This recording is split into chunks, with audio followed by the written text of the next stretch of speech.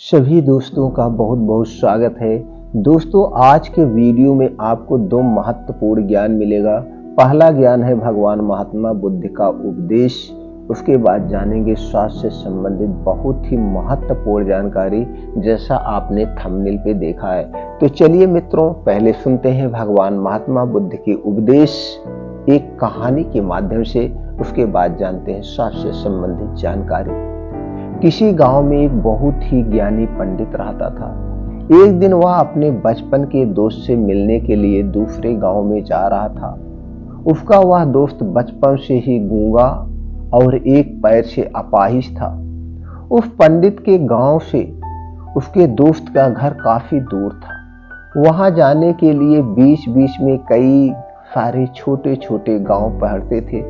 पंडित रास्ते में अपने धुन में चला जा रहा था। चलते चलते उसकी मुलाकात एक व्यक्ति से होती है। वह भी पंडित के साथ चलने लगता है। उस आदमी को देखकर पंडित बहुत खुश हो जाता है। उसने सोचा, चलो अच्छा हुआ, साथ साथ चलने से उसका सफर आसानी से कट जाएगा। बात की शुरुआत करने के लिए उस पंडित ने उस व्यक्ति से उसका नाम पूछा तो उसने अपना नाम धर्मराज बताया। पंडित को यह नाम कुछ अजीब सा लगा, लेकिन उसने नाम के विषय में कुछ और पूछना उचित नहीं समझा। दोनों धीरे धीरे साथ में चल रहे थे। तभी रास्ते में एक गांव आता है। गांव का प्रवेश द्वार आते ही धर्मराज ने पंडित से कहा, तुम आगे चलो, मुझे इस गांव में एक काम है, मैं तुमसे आगे मिलता हूं। पंडित ने कहा, ठीक है। वह आगे रास्ते में चल देता है। कुछ देर बाद उस गांव में खबर फैले कि एक व्यक्ति को सांड ने अपने सींग में फंसाकर मार दिया है। जैसे ही सांड ने उस व्यक्ति को मारा, ठीक कुछ ही देर में धर्मराज पंडित के पास आ गया। फिर दोनों चलना शुरू कर देते हैं और चलते चलते एक दूसरे गांव के द्वार पर पहुंच जाते हैं। दूसरे गांव के द्वार पर उस गांव के बाहर एक बड़ा और विशाल मंदिर बना हुआ था। वहां पर आराम करने की सुविधा काफी बढ़िया लग रही थी। पंडित के दोस्त का घर अभी वहां से बहुत दूर था और रात भी होने वाली थी। तो पंडित जी ने धर्मराज से कहा, रात होने वाली है, पूरे दिन चलते चलते थक भी चुके हैं और भूख भी लग रही है, तो यहाँ पर भोजन करके यहीं पर हम विश्राम कर लेते हैं, फिर सुबह के समय आराम से आगे की यात्रा जारी रखेंगे। धर्मराज ने कहा, ठीक है, मुझे इस गांव में किसी को कुछ जरूरी सामान देने जाना है, तुम भोजन करके आराम करो, मैं बाद में आकर भोजन कर लूंगा। इतना कहकर वह वहां से चला जाता है। लेकिन उसके जाते ही कुछ देर बाद धुआं उठता हुआ दिखाई देता है और देखते ही देखते पूरे गांव में आग लग जाती है। पंडित ने हैरानी से सोचा कि यह धर्मराज जहां भी जाता है वहां कोई ना कोई अनहोनी जरूर हो जाती, कुछ तो गड़बड़ है इस व्यक्ति में। लेकिन पंडित ने रात में धर्मराज से कुछ भी पूछना उचित नहीं समझा।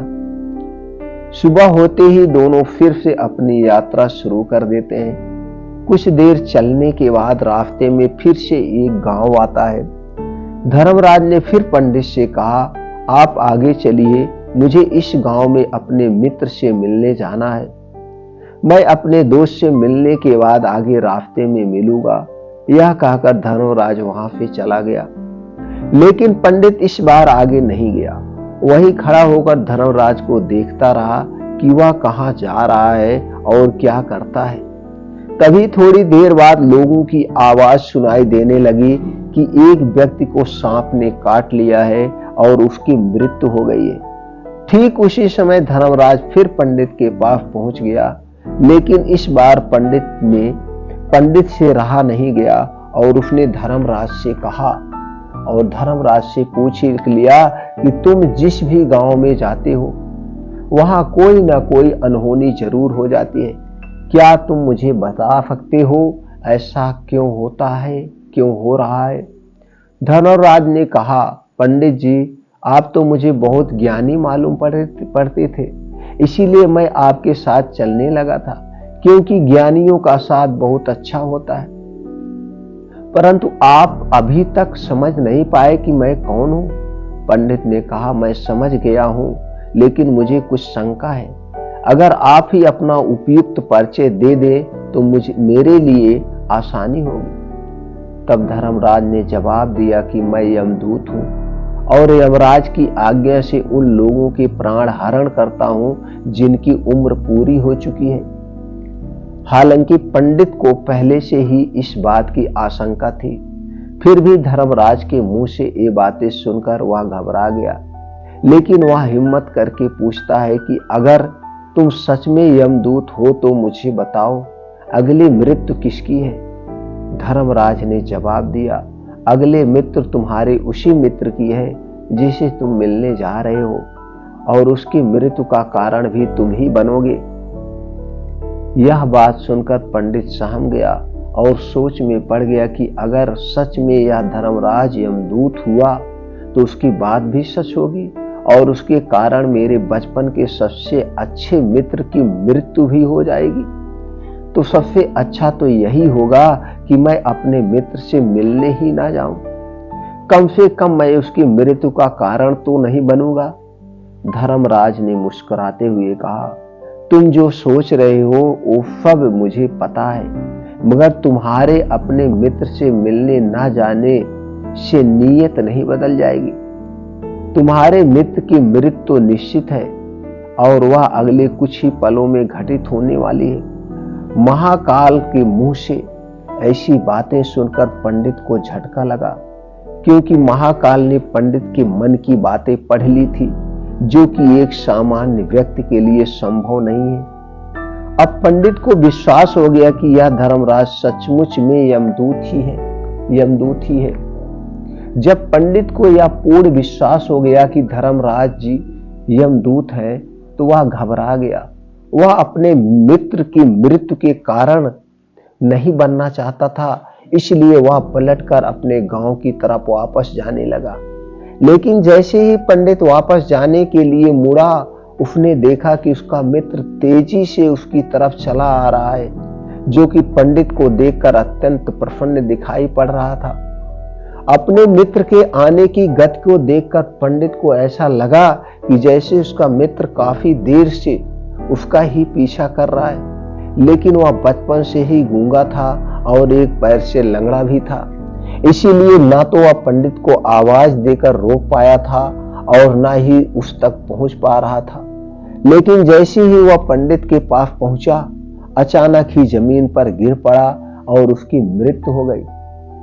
पंडित हक्का बक्का होकर धर्मराज की ओर देखने लगा, जैसे कि वह पूछना चाह रहा हो कि आखिर क्या हुआ। धर्मराज पंडित के मन में उठ रहे प्रश्नों को समझ गया और बोला, तुम्हारे मित्र ने पिछले गांव में ही तुम्हें देख लिया था और मैं वहीं से ही तुम्हारा पीछा कर रहा था, लेकिन गूंगा और लंगड़ा होने की वजह से वह तुम तक नहीं पहुंच पाया।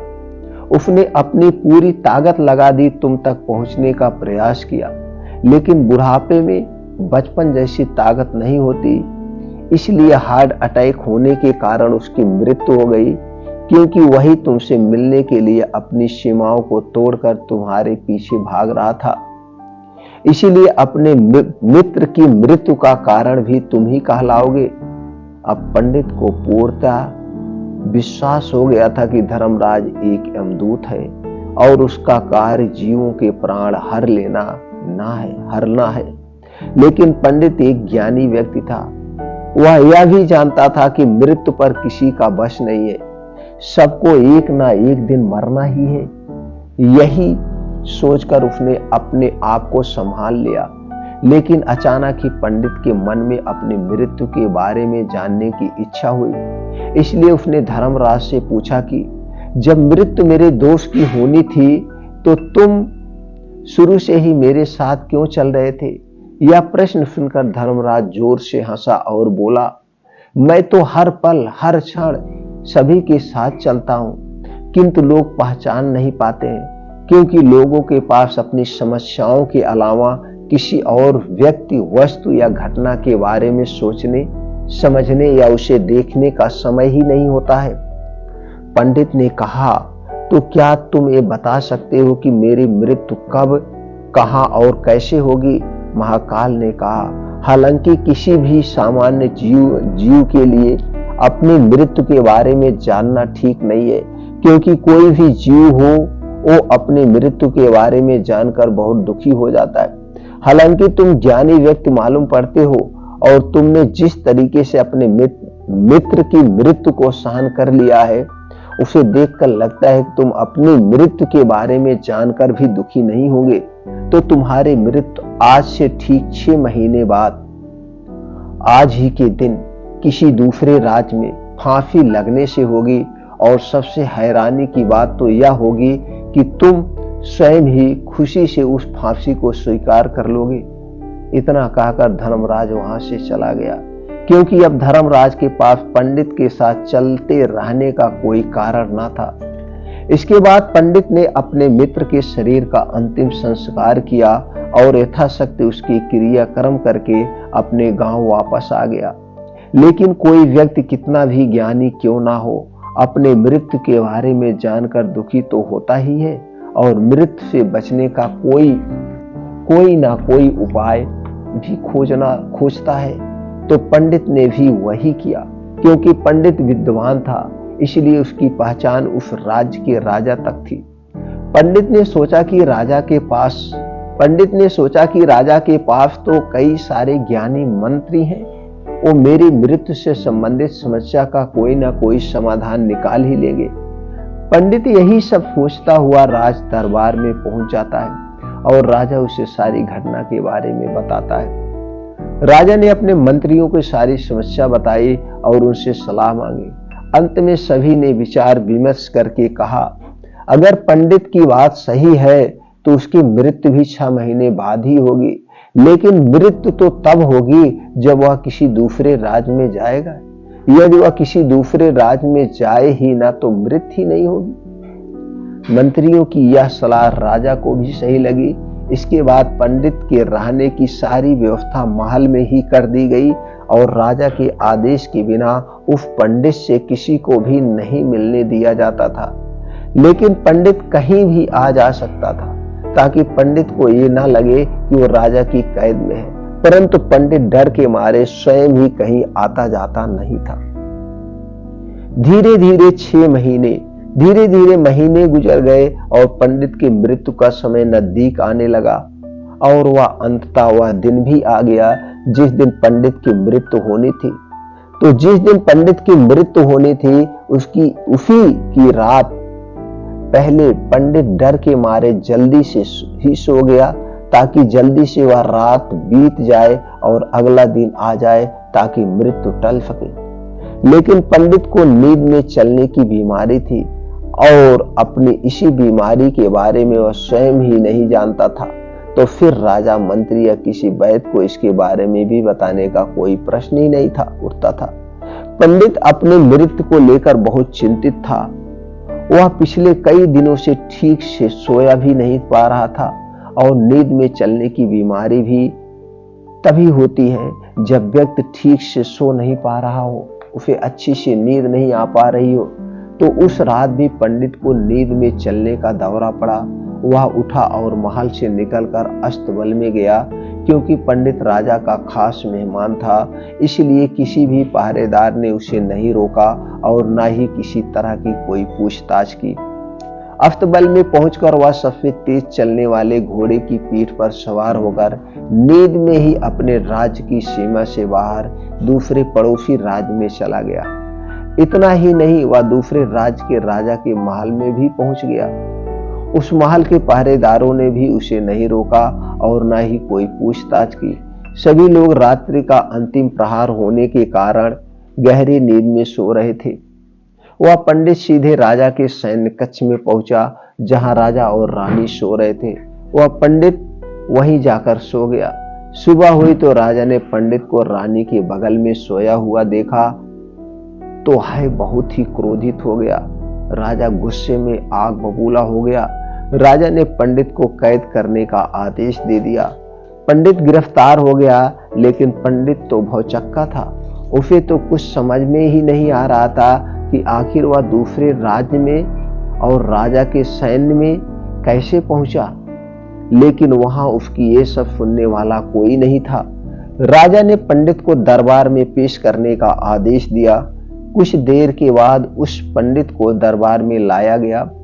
पंडित को देखते ही राजा इतना आग बबूला हो गया कि उसे फांसी पर चढ़ा देने का हुक्म सुना दिया। फांसी की सजा सुनकर पंडित कांप गया। उसने फिर भी थोड़ी ही सी हिम्मत जुटाकर राजा से बोला, महाराज, मैं नहीं जानता कि मैं राजमहल तक कैसे पहुंचा। मैं यह भी नहीं जानता हूं कि आपके सैन्य कक्ष तक मैं कैसे आया और आपके महल के किसी पहरेदार या सैनिक ने मुझे रोका क्यों नहीं। लेकिन मैं इतना जरूर जानता हूं कि आज मेरी मृत्यु होनी थी और वो होनी भी जा रही है। राजा को यह बात थोड़ी अजीब लगी।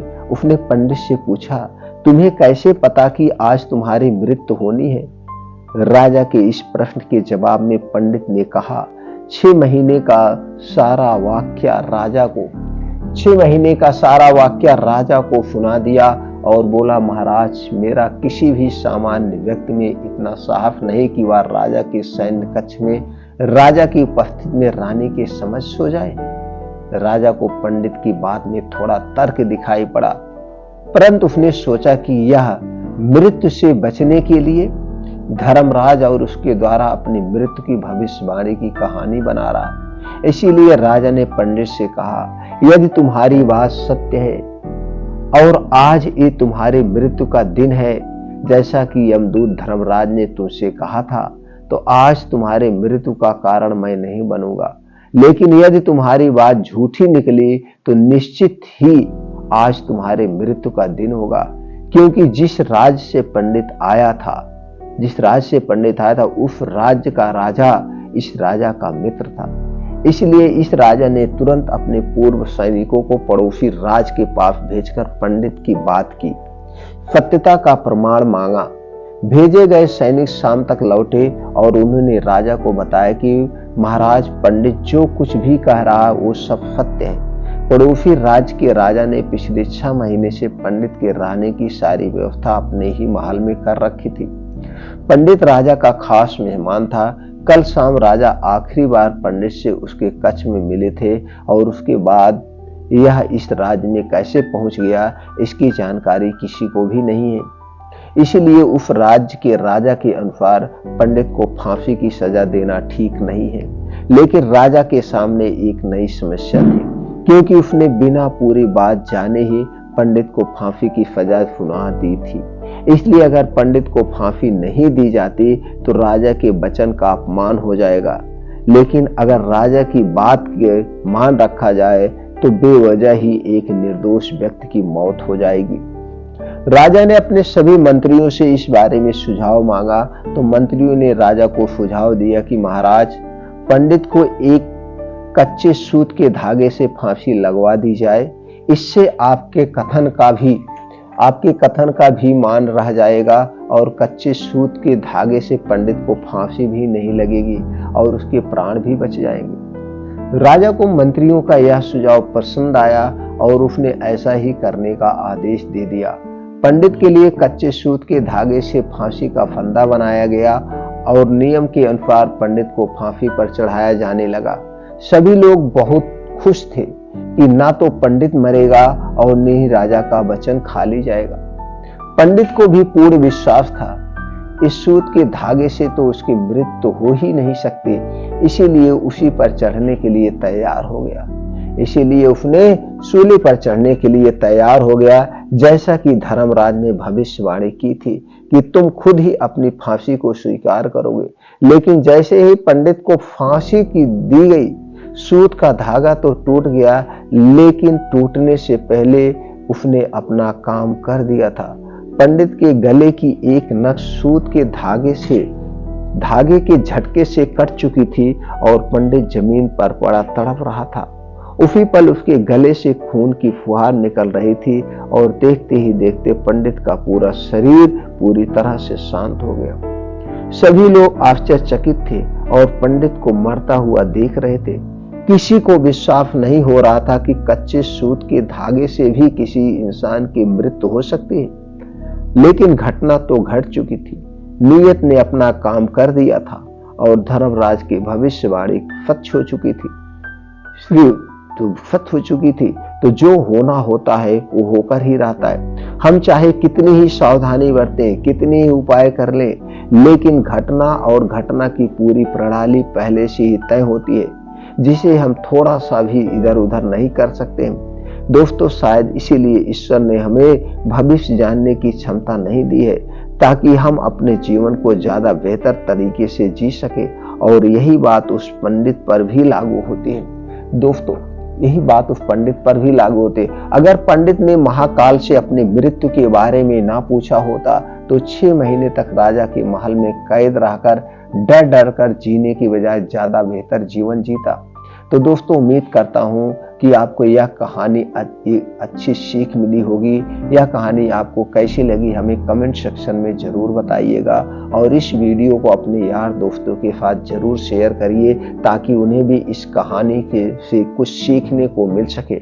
तो दोस्तों, चलिए अब जानते हैं स्वास्थ्य से संबंधित तो महत्वपूर्ण जानकारी। जैसा आपने देखा होगा, जी हाँ दोस्तों, लीवर को हम डिटॉक्स कैसे करें। लीवर डिटॉक्स करने के 4 तरीके जानेंगे, और चारों तरीके बहुत इजी है। अब दोस्तों, उसके पहले हम ये जानते हैं लीवर में गंदगी जमा क्यों होती है, लीवर हमारा बीमार क्यों पड़ता है, उसके बारे में जानना सबसे जरूरी है। और दोस्तों, हमारा लीवर या हमारे शरीर में कोई भी बीमारी तभी होती है जब हम कोई गलती करते हैं। हमारी गलती की वजह से हम बूढ़े होते हैं, अपनी गलती की वजह से हम बीमार पड़ते हैं, यानी बीमारियों का निमंत्रण देते हैं। तो दोस्तों, कौन सी कमियां हैं जिसकी वजह से हमारा पाचन तंत्र खराब होता है, गंदगियां जमती हैं। तो दोस्तों, आप एक गाड़ी लेते हैं, चाहे 2 व्हीलर हुआ चाहे 4 व्हीलर हुआ, उस पे इंस्ट्रक्शन लिखा होता है गाड़ी इतना किलोमीटर चलने के बाद इसका मोबिल बदला जाएगा, इसके इंजन की सफाई होगी, गाड़ी की सर्विसिंग की जाएगी। तो दोस्तों, ये तो हमारा भी शरीर है, हम भी अपने शरीर के अंदर से सफाई करना चाहिए। तो इसीलिए आज हम आप लोगों के सामने 4 तरीका बताएंगे जिससे आप अपने लीवर को, पेट को, किडनी को, सबको डिटॉक्स कर सकते हैं, वो भी नेचुरली तरीके से, बिना किसी मेडिसिन के। तो पहले गंदगी होने के जो कारण है दोस्तों, ये जो हम जंक फूड, फास्ट फूड, ये हम धूम्रपान करते हैं, या दोस्तों जो बाहर की चीजें, चाहे समोसे हो, चाहे पकौड़ी हो, ये ब्रेड है, ये टोस्ट है, आइसक्रीम है, ये जो जितनी मिठाइयाँ, ये सारी चीजें जो हम खाते हैं, ये नेचुरली नहीं है, ये मशीन द्वारा बनाई गई हैं। कुछ इसमें बेस डाले गए हैं, कुछ इसमें ऐसे केमिकल डाले गए हैं जिसका कुछ पार्ट जाके हमारे आंतों में चिपक जाता है, हमारे लीवर में चिपक जाता है। धीरे धीरे यही चिपकते चिपकते दोस्तों हमारे लीवर आंतों को बीमार कर देता है। तो दोस्तों, इसे हमें साफ सफाई करना चाहिए। अब इसकी साफ सफाई करने को तरीका जानेंगे। तो दोस्तों, सबसे पहले अगर आप अपने पाचन तंत्र को सही रखना चाहते हैं, मजबूत रखना चाहते हैं, स्ट्रांग रखना चाहते हैं, तो चीनी से बनी हुई कोई चीज मत खाइए। डिब्बा बंद, पैकेट बंद, junk food, cold drinks, alcohol, ये सारी चीजें आप त्याग दीजिए। धूम्रपान वगैरह आप त्याग दीजिए अगर आपको स्वस्थ व निरोग रहना है। तो दोस्तों, ये हमारे मन नहीं मानता है, आप क्यों खाते हैं? जब आपको पता है सारी चीजें हमें बीमार बना रही, तो क्यों खाते? इन्हें आप छोड़ दीजिए। अब सोचेंगे खाना क्या है, तो हरी साग सब्जी खाइए, ताजे फल खाइए, नेचुरल चीजें आप ज्यादा खाइए। मीठा चीनी तो बिल्कुल मत खाइए। सबसे ज्यादा चीनी आपके पाचन तंत्र को खराब करती है, आपके लीवर को खराब करती है। तो आप दोस्तों समझ गए आपका पाचन तंत्र कैसे खराब होता है। इसे आज से अभी से खाना आप छोड़ दीजिए। तो चलिए दोस्तों, हम जानते हो 4 चीजें कौन है और हमें कैसे उसे प्रयोग करना है, कैसे लीवर को डिटॉक्स करना है। पहली चीज है दोस्तों नींबू हमें कैसे लेना है, उसके पहले हम जान लेते हैं नींबू में पाया क्या किया जाता है। नींबू में दोस्तों vitamin C, vitamin A, vitamin B, iron, potassium, sodium, magnesium, protein, phosphorus, chlorine, flavonoids जैसे तत्व पाए जाते हैं, और छोटे मोटे और सारे प्रोटीन से विटामिन पाए जाते हैं। तो नींबू हमें कैसे लेना है, तो आपको नींबू पानी लेना है दोस्तों। नींबू पानी आप नींबू पानी सुबह उठ के खाली पेट भी ले सकते हैं, या दिन भर में कभी भी 1-2 बार आप नींबू पानी लीजिए। नींबू पानी कैसे बनाना है, आपको गुनगुना पानी लेना है, और उसी में आधा नींबू निचोड़ करके इसे आपको पीना है। इसे आपको पीना है। जब इसे पीजिएगा इतना आपको ध्यान रखना है, इसके 2 घंटे बाद तक कुछ भी ना खाइए पीजिए, क्योंकि इसमें खट्टापन होता है, फ्लेवोनाइड्स होता है, ये जाके आंतों की साफ सफाई करेगा। ये जो 1 गिलास पानी है ना, ये 2 घंटे तक आंतों की साफ सफाई करेगा, इसलिए 2 घंटे तक आपको कुछ भी खाना पीना नहीं है। याद रखिएगा, जब भी नींबू पानी घोरिएगा मिट्टी के बर्तन या कांच के बर्तन में ही घोल के पीजिएगा, इस बात को आपको याद रखना है। पहला उपाय हो गया। दूसरा है दोस्तों, एक आता है चिया सीड्स। चिया सीड्स में क्या क्या पाया जाता है? इसमें पाया जाता है vitamin C, calcium, iron, vitamin B12, fibre, magnesium, potassium, sodium, carbohydrate, antioxidant जैसे तत्व पाया जाता है। चिया सीड की हमें खिचड़ी खाना है। इसकी खिचड़ी बना के आप खाएंगे, नाश्ते के तौर पे लीजिए। ये भी आंतों की साफ सफाई करने में बड़ा अच्छा योगदान है दोस्तों, आप इसकी खिचड़ी जरूर खाइएगा।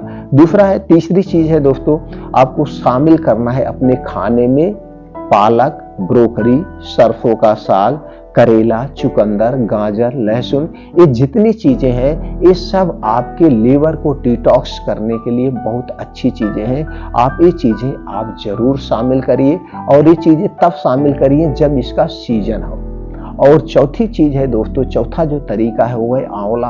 आंवला तो दोस्तों आप जानते ही हैं, ये अमृत फल है, अमृत फल है और हमारे स्वास्थ्य के लिए रामबाण है। आंवला दोस्तों कैसे लेना है ये जान लेते हैं। आंवले में क्या क्या पाया जाता है सबसे पहले ये जानते हैं। आंवले में पाया जाता है vitamin C, calcium, antioxidant, iron, potassium, fibre, flavonoids जैसे छोटे मोटे और प्रोटीन विटामिन पाया जाता है। आंवला दोस्तों आप जानते हैं जुलाई या अगस्त में आना शुरू हो जाता है इसका नया फल।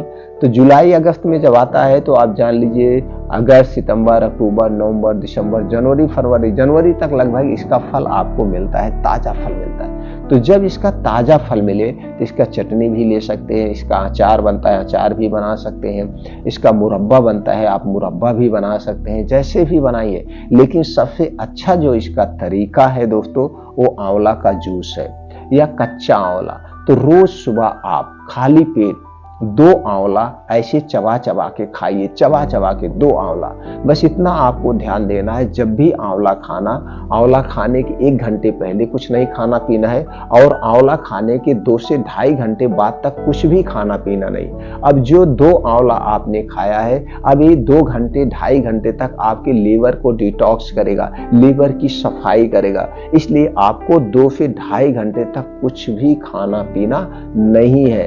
अभी हो गया, नहीं तो इसका आप जूस ले सकते हैं। तो सबसे पहले तो आप ऐसे कच्चा खाइए, सबसे बेस्ट है। नहीं तो इसका जूस ले सकते हैं। जूस में कितना, 10 ml से 20 ml, 10 ml से 20 ml रोज सुबह खाली पेट 1 बार लीजिए। लेकिन जूस लेने के बाद भी यही सावधानी है, जब जूस लेने के 2 से ढाई घंटे तक आपको कुछ नहीं खाना पीना है। तो दोस्तों ये 4 तरीके हैं, ये 4 तरीका आप अपना करके आप अपने लीवर को डिटॉक्स कर सकते हैं, किडनी को डिटॉक्स कर सकते हैं, अंदर पेटों की सफाई कर सकते हैं। और दोस्तों जो चीजें हमने बताया उसे कभी मत खाइए। और डेली रूटीन में एक माध्यम और है, वो है योगा, प्राणायाम, मेडिटेशन। अपने शरीर को सक्रिय रखिए। उसके लिए रोज सुबह आपको 5 बजे उठना पड़ेगा। अब 5 बजे उठने के लिए आपको रात 10 से 11 बजे तक सो जाना है, क्योंकि 6 से 7 घंटे आपको नींद भी चाहिए। तो दोस्तों 5 बजे उठने के बाद तुरंत अगर आपको कब्ज की शिकायत है, एसिडिटी की शिकायत है, 1 से 2 गिलास गुनगुना पानी पी लीजिए, फिर फ्रेश होकर के आप जाइए। तो गुनगुना पानी जो है कब्ज, गैस, एसिडिटी को दूर करने में सहायक है। तो खाली पेट बासी में 1 से 2 गिलास जो भी आपको पी सकते हैं, आप अपने क्षमता के अनुसार पी लीजिए, फ्रेश होइए। 5 बजे आपको घर छोड़ देना है। 5 बजे घर छोड़ने के बाद आप 5 से 6 किलोमीटर का मॉर्निंग वॉक करिए, और हो सके तो नंगे पांव करिए। नंगे पांव जहाँ पे मिट्टी हो, हरी घास हो, उस पर करिए, उसके बहुत सारे बेनिफिट्स हैं। अब ये करने के बाद इसे आधे घंटे में कवर करिए अपने कार्य क्षमता के अनुसार, जैसे आपकी उम्र है। उसके बाद दोस्तों वहीं बैठ के 2 योगा जरूर करना है। एक है अनुलोम विलोम, जिसे हम नाड़ी शोधन योगा कहते हैं। दूसरा है कपालभाति जो आंतों की सफाई करता है। तो दोस्तों कपालभाति 10 से 15 मिनट, अनुलोम विलोम 20 से 25 मिनट, 2 योगा आप जरूर करिए। आप वहीं पे कुछ स्ट्रेचिंग करिए, कुछ प्राणायाम करिए, कुछ दोस्तों आप एक्सरसाइजें करिए, सूर्य प्राणायाम करिए, ये सारी चीजें आप वहां पे करिए। और ये सारी चीजें करने के बाद आप 15 से 20 मिनट का मेडिटेशन जरूर करिए। 15 से 20 मिनट मेडिटेशन आप जरूर करिएगा, उसमें पॉजिटिव सोचना है। तो दोस्तों इतनी प्रक्रिया आप डेली करिए। ये 2 घंटे का जो समय है, 5 बजे से 7 बजे का समय, इसे आप कभी स्किप मत करिए, इसे कभी मत गंवाइएगा। ये 2 घंटे करना ही करना है, प्रण कर लीजिए दोस्तों, आप हमेशा स्वस्थ व निरोग बने रहेंगे। तो चलिए मित्रों, फिर मिलते हैं अगले वीडियो में नई जानकारी के साथ। लेकिन उसके पहले आप लोगों से विनम्र निवेदन है, ये वीडियो ज्यादा से ज्यादा लोगों तक शेयर करिए, जिससे सब लोग स्वस्थ व निरोग रहें दोस्तों।